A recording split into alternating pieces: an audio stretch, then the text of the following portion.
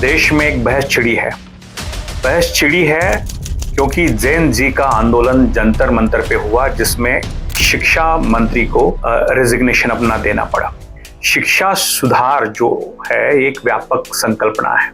एक असर जो है मांग उभर के आती है वो है शिक्षा बजट में बढ़ोतरी।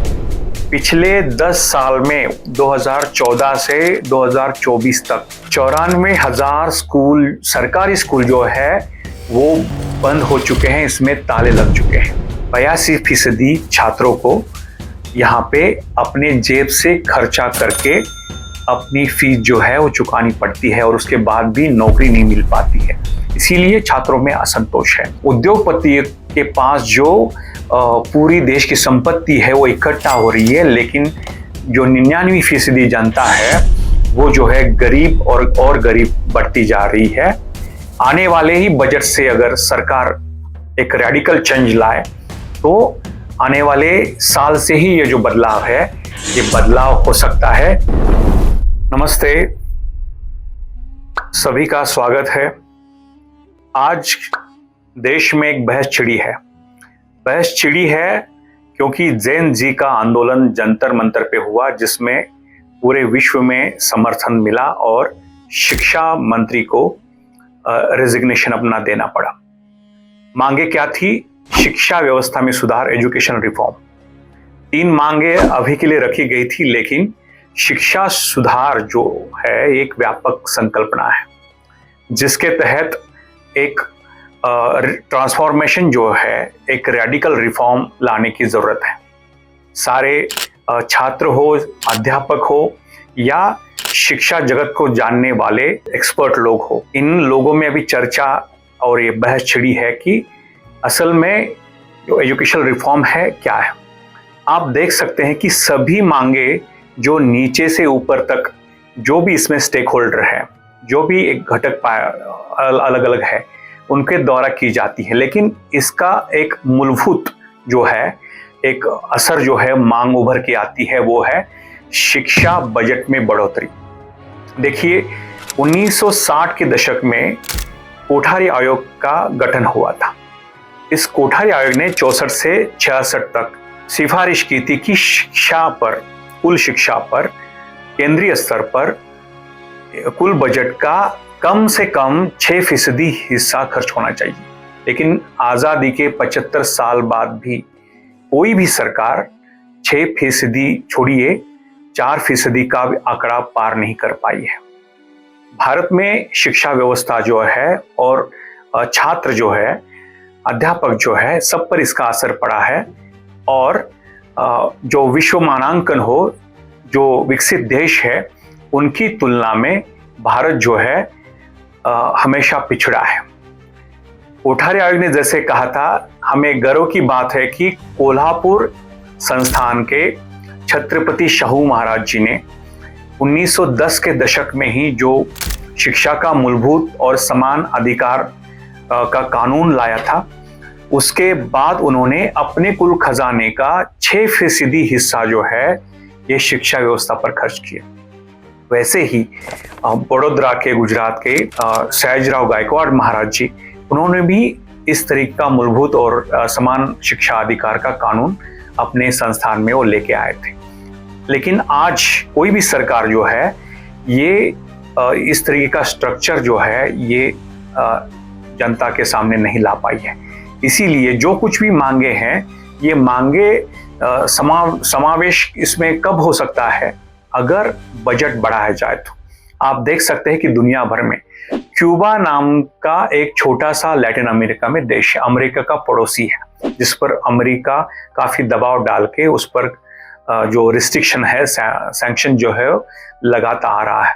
लेकिन इस क्यूबा ने 1959 में जो वहाँ क्रांति हुई, उस क्रांति के बाद उन्होंने अपने कुल बजट का जो शिक्षा पे हिस्सा था उसमें बढ़ोतरी करके 18% तक किया। आज भी अगर अमेरिका के दबाव के बावजूद, सारे सैंक्शन के बावजूद 99% वहाँ लिटरेसी रेट पाया जाता है। तो इसीलिए शिक्षा पे बजट जो है इसमें बहुत बदलाव लाने की जरूरत है। हालांकि ये जो अभी की सरकार जो है, बीजेपी की सरकार जो है, इन्होंने नेशनल एजुकेशन पॉलिसी जो लेके आए हैं उसमें 6% हिस्सा ये सरकार कुल बजट का करेगी। लेकिन अभी इन्होंने क्या किया है, 2025 में 1,28,000 करोड़ जो है ये शिक्षा पे खर्चा किया है। इसमें से बहुत सारा हिस्सा बाद में पाया जाता है कि खर्च भी नहीं होता है।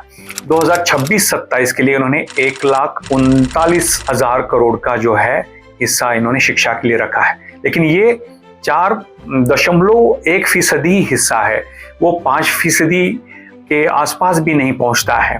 तो जो मांगे हैं, छात्रों की मांगे हैं, जो सामाजिक न्याय की नीति के तहत जो पिछड़े लोग हैं, महिलाएं हैं, वो शिक्षा की व्यवस्था के बाहर जा रहे हैं। ड्रॉप आउट रेशियो बढ़ रहा है।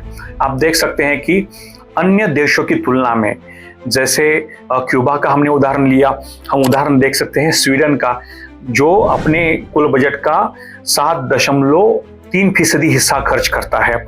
फिनलैंड का भी जो एक अच्छी शिक्षा व्यवस्था दुनिया भर में, उसकी सराहना फिनलैंड की जाती है कि वो 6.3% हिस्सा अपने बजट का खर्च करती है। वैसे ही आप इंग्लैंड का देख सकते हैं, दक्षिण कोरिया का देख सकते हैं, जो 5.5 से 5.8% तक ये दोनों देश जो है अपनी शिक्षा व्यवस्था पर खर्च करते हैं। तो जेन जी जो है या और भी घटक है इसमें पाए जाने वाले, ये सारे लोग जो है शिक्षा बजट के लिए आग्रह करते हैं, इसकी मांग जोर शोर से उठाते आ रहे हैं। नारे भी लगाए गए जंतर मंतर पे अभी जेन जी के आंदोलन के दौरान, जो था कि शिक्षा पे जो खर्चा होगा बजट का 10वां हिस्सा होगा। और अगर ये मांग करते हैं तो जाहिर है कि अर्थशास्त्री जो है सवाल पूछेंगे, या कोई और सरकार के समर्थक जो है वो भी सवाल पूछेंगे, ये पैसा आएगा कहाँ से। दुनिया भर में आप देख सकते हैं कि ये पैसा लाने के लिए आपको एक आर्थिक न्याय और सामाजिक न्याय की जो रणनीति है ये अपनानी पड़ेगी। आप देख सकते हैं कि ऑक्सफैम नाम की संस्था ने एक रिपोर्ट जो पेश की है, हर साल जो रिपोर्ट पेश करता है, इसमें 1% भारतीयों के पास भारत की 70% जो संपत्ति है वो केंद्रित हो चुकी है, और बाकी जो बची हुई जनता है उनके पास बची हुई संपत्ति है। इसका मतलब क्या है, चुनिंदा जो 12 ऐसे बिलियनियर है, इनके पास भारत की कुल संपत्ति का बहुत बड़ा हिस्सा इनके पास पाया जाता है। उनमें से कहीं सांसद है, कहीं पार्षद भी आपको अलग अलग राज्यों में पाए जाते हैं। तो अगर इन पे अगर टैक्स लगाया जाए तो ये जो बजट बढ़ाने की बात है, ये टैक्स के जरिए, उद्योगपतियों पे टैक्स के जरिए ये पैसा बजट में लाया जा सकता है। दूसरी जो बात है, दूसरा जो मुद्दा अहम है, वो महत्वपूर्ण है, वो है शिक्षा व्यवस्था में जो छात्र है वो अभी किस स्थिति में है। आप कई सारे आंकड़े देख सकते हैं कि इसमें आप देखेंगे कि अगर पहली कक्षा में कोई छात्र आता है तो वो सामान्यतः मिडिल क्लास तक उसमें से 70 और 79% तक उसमें रहता है। उसके बाद उच्च शिक्षा तक आते आते ये जो आंकड़ा है सिर्फ 98% तक रह जाता है। जो लोग, जो युवा जो है, टीनेजर जो है वो शिक्षा ले रहे हैं। इसका मतलब है ड्रॉप आउट रेशियो जो है शिक्षा व्यवस्था से बाहर फेंका जा रहा है। अगर और देश की तुलना में पाया जाए तो भारत में सिर्फ उच्च शिक्षा लेने वाले, जो ग्रेजुएशन के बाद की शिक्षा, जो ग्रेजुएशन और ग्रेजुएशन की बाद की शिक्षा है, उसमें सिर्फ सरकारी आंकड़ा कहता है कि 30% युवा जो है वो शिक्षा ले रहे हैं। लेकिन ये आंकड़ा अगर आप दक्षिण कोरिया का देखें तो 98% तक है, चीन का देखें तो 74% है, अमेरिका का अगर देखें तो वो भी 70% से ज़्यादा है, और विकसित देश जो है ये सारे 70% से ज़्यादा आंकड़ा जो है युवा उनके ये उच्च शिक्षा ले रहे हैं। इसका मतलब ये है कि जो गरीब छात्र हैं, पिछड़े वर्ग के छात्र हैं, और सबसे ज़रूरी बात की महिला है, युवतियाँ हैं, वो गरीबी के कारण और सामाजिक व्यवस्था के कारण वो शिक्षा व्यवस्था से बाहर हो रही है। ये समाज के लिए चिंता का विषय है। इस पर क्या किया जा सकता है, आप देख सकते हैं कि इसको जोड़ के ही हम तीसरे मुद्दे की चर्चा कर सकते हैं। हमें क्या पाया जाता है कि शिक्षा व्यवस्था पे बजट के कम होने के कारण आप देख सकते हैं, और निजीकरण की नीति के कारण सरकार के ये पाया जा रहा है कि ड्रॉप आउट रेशियो है ये बढ़ रहा है। पिछले 10 साल में 2014 से 2024 तक 94,000 स्कूल, सरकारी स्कूल जो है वो बंद हो चुके हैं, इसमें ताले लग चुके हैं। जाहिर सी बात है कि इनमें पढ़ रहे जो बच्चे हैं उनको जो 2009 में right to education act pass हुआ था, लेकिन उसका असर ज़्यादा नहीं हुआ, उसका अमल ठीक से नहीं किया गया, इम्प्लीमेंटेशन ठीक से नहीं हुआ, और उसका दायरा जो है वो समाज के हर स्तर पर बढ़ाया नहीं गया। शिक्षा ऋण की नीति जो है, एजुकेशन लोन जो है, ये सरकार लेके आ रही है, जो लोगों का, युवकों का, युवतियों का, छात्रों का मूलभूत अधिकार संविधान के तहत था, उसको बाईपास करके सरकार ने बोल दिया कि नहीं, हम आपके लिए ऋण की व्यवस्था करते हैं, आप जाइए बैंकों में से 7% इंटरेस्ट पे, ब्याज पे आप लोन ले सकते हैं। और ये लोन जो है, ये आप लोन देख सकते हैं कि कई लाख अकाउंट जो है ये पाए जाते हैं। शिक्षा ऋण की एक जो व्यवस्था है क्या है कि आप जब ग्रेजुएशन के लिए आप पढ़ाई कर रहे हैं ग्रेजुएशन की, तब आपको किसी बैंक से अपना घर या जमीन जो है, जो भी संपत्ति आपकी है, वो गिरवी रख के बैंक के पास आपको जो कुछ भी 5 लाख, 10 लाख, 20 लाख, 25 लाख जो कर्जा है वो आपको लेना पड़ेगा। और ये चुकाना कब है? इस शिक्षा डिग्री या पोस्ट डिग्री के, मास्टर डिग्री के बाद आपको नौकरी जो मिलेगी, तो नौकरी जब आपकी लगेगी उसके बाद आपको जो EMI है वो EMI के जरिए 7 से 10 साल में ये चुकानी है। इसका मतलब क्या है कि शिक्षा कर्जे पर लो और उसके बाद 10 साल भी कर्जे में आप डूबे रहो। और दूसरी इससे जोड़ के जो अहम समस्या उभरती है वो है कि बेरोजगारी की। बेरोजगारी बढ़ती जा रही है। कागज पे ये 5-6% दिखती है, लेकिन 20 से 29 आयु वर्ग के युवाओं में ये 13 से 15% पाई जा रही है। जो भी जंतर मंतर पे आंदोलन हुआ उसमें आक्रोश देखा गया, क्या देखा गया कि नौकरियां नहीं मिल पा रही। इसीलिए भारत का युवा जो है आज सड़कों पर है। बेरोजगारी अगर बढ़ेगी तो शिक्षा ऋण जो है, शिक्षा ऋण ये छात्र चुका नहीं पाएंगे। और जैसे उद्योगपतियों का 12 से 16 लाख करोड़ जो है इस सरकार ने वेव ऑफ कर दिया, मतलब वो रद्द कर दिया, उद्योगपतियों को माफ कर दिया, वैसे छात्रों का जो शिक्षा ऋण है वो माफ नहीं किया जाता है, छात्रों को चुकाना ही पड़ता है। जो अधिकार छात्रों का था मुफ्त और समान शिक्षा का, उसको हटाकर इन्होंने शिक्षा ऋण जो कॉर्पोरेट नीति है, पूंजीवादी नीति है, इसके तहत छात्रों को इस ऋण के एक तरीके का शिकंजा है, इसमें धकेला जा रहा है। इसका परिणाम क्या हो रहा है?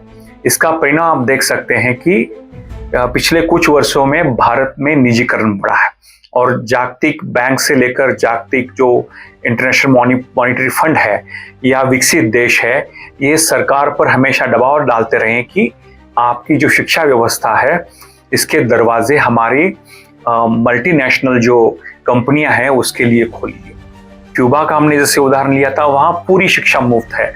वैसे एक हेल्थ जो व्यवस्था है वो भी क्यूबा में फ्री है। यहाँ पर भी हेल्थ व्यवस्था जो है, हेल्थ सेक्टर जो है, वो भी आप देख सकते हैं कि निजी जो प्लेयर्स हैं उनके हवाले कर दिया जा रहा है। शिक्षा व्यवस्था में भी यही एक मूलभूत, इसके कारण जो सामाजिक न्याय है वो, उसका अवसर जो है, आर्थिक न्याय के तहत छात्रों को जो समान अवसर मिलना चाहिए वो नहीं मिल पा रहा है।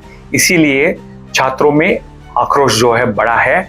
जब हम शिक्षा सुधार, शिक्षा व्यवस्था सुधार की बात करते हैं, एक एजुकेशन रेडिकल रिफॉर्म की बात करते हैं तो इन मुद्दों को नजरअंदाज नहीं किया जा सकता है। कि हम आंकड़े अगर देखें, भारत में कुल जो विश्वविद्यालय हैं, इस विश्वविद्यालय में 1289 विश्वविद्यालय जो है, उसमें से कुल जो है 733 विश्वविद्यालय जो है, मतलब 56% है, ये सरकारी है। इसका मतलब क्या हुआ कि केंद्र सरकार के अंदर आने वाले 254 है और राज्य सरकार के अंदर वाले 479 है। निजी जो है, मतलब डीम्ड यूनिवर्सिटी जो है, जिसको थोड़ी सहायता मिलती है, वो 10 विश्वविद्यालय है। और गैर सहायता प्राप्त मतलब पूरा प्राइवेट जो है वो विश्वविद्यालय 546 विश्वविद्यालय है। और कॉलेज जो अगर इसकी बात की जाए तो उससे बढ़ के निजीकरण उसका हुआ है। कुल पंजीकृत कॉलेज जो है 48,246 कॉलेजेस यहाँ पे सर्वे में पाए जाते हैं, जिसमें सरकारी सिर्फ 17% 17% है और निजी और सहायता सरकारी मिलती है थोड़ी बहुत, उसमें ये 12.9% है। और जिसको कोई भी सहायता नहीं मिलती ऐसी निजी संख्या 70% है। और कुल निजी और सहायता प्राप्त दोनों मिलाया जाए तो 82% कॉलेजेस जो है ये भारत में अभी उपलब्ध है। इसका मतलब क्या हुआ, सिर्फ 17% जो सरकारी कॉलेजेस और विश्वविद्यालय जो है ये यहाँ पे है। 82% छात्रों को यहाँ पे अपने जेब से खर्चा करके अपनी फीस जो है वो चुकानी पड़ती है और उसके बाद भी नौकरी नहीं मिल पाती है। इसीलिए छात्रों में असंतोष है। इसीलिए जो उद्योगपति के पास जो पूरी देश की संपत्ति है वो इकट्ठा हो रही है, लेकिन जो 99% जनता है वो जो है गरीब और गरीब बढ़ती जा रही है। विषमता जो है उसकी जो मात्रा है वो भी बढ़ती जा रही है। ये अगर हम देखें तो हमें पता चलेगा कि फिर आगे की राह क्या होगी।